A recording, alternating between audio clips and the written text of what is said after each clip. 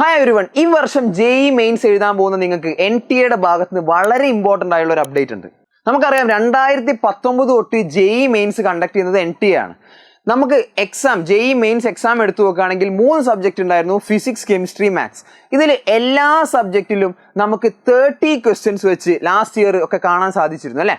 അതായത് സെക്ഷൻ എയും സെക്ഷൻ ബിയും ആയിട്ട് ടോട്ടൽ നമുക്ക് 30 ക്വസ്റ്റ്യൻസ് ഉണ്ടായിരുന്നു.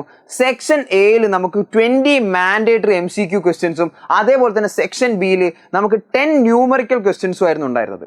ഈ 10 ന്യൂമറിക്കൽ ക്വസ്റ്റ്യനിൽ നിങ്ങൾക്ക് 5 എണ്ണം സെലക്ട് ചെയ്ത് എഴുതാനുള്ള ഒരു ഓപ്ഷൻ ഉണ്ടായിരുന്നു അല്ലേ. അതായത് നിങ്ങൾക്ക് സെക്ഷൻ ബിയിൽ ഓപ്ഷണൽ ക്വസ്റ്റ്യൻസ് അവൈലബിൾ ആയിരുന്നു. ഈ ഓപ്ഷണൽ ക്വസ്റ്റ്യൻസ് NTA സ്റ്റാർട്ട് ചെയ്തത് 2021 തൊട്ടാണ്. അതായത് കോവിഡിന്റെ ഒക്കെ ടൈമിലായിരുന്നു NTA ഈ ഓപ്ഷണൽ ക്വസ്റ്റ്യൻസിന്റെ സിസ്റ്റം കൊണ്ടുവന്നത്.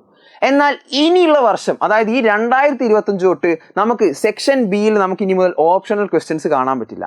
അതായത് ഇനി വരാൻ പോണ പരീക്ഷയ്ക്ക് നിങ്ങൾ കാണാൻ പോകുന്നത് സെക്ഷൻ എയിൽ 20 മാൻഡേറ്ററി MCQ ക്വസ്റ്റ്യൻസും അതേപോലെ തന്നെ സെക്ഷൻ ബിയിൽ 20 മാൻഡേറ്ററി ന്യൂമറിക്കൽ ക്വസ്റ്റ്യൻസും ആണ്.